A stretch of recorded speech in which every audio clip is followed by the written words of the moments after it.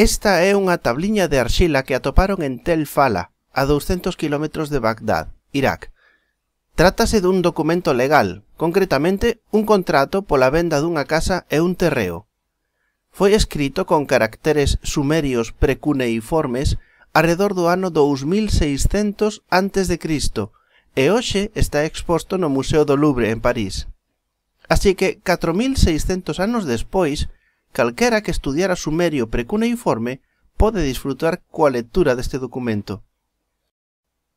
Este é un documento de texto dunhas 4 ou 5 páxinas que escribín usando a primeira versión do procesador de textos MacWrite nun dos primeiros ordenadores Apple Macintosh no ano 1984 despois de Cristo.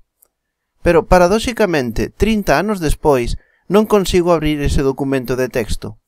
Xa non teño aquel Macintosh, o procesador de textos MacWrite leva moito tempo descatalogado, e o proceso para convertir aquel vello documento de texto en algo que poda abrir no meu iPad é de tolos. A día de hoxe douno por perdido. Como é posible que podamos ler un texto escrito nunha pedra hai 4600 anos, mentras temos tantas complicacións para acceder a outro escrito hai só 30 anos en soporte digital? En realidade a gran pregunta é: temos garantías de que dentro de 30 anos ou máis será posible acceder ao contido dun documento que escribimos hoxe?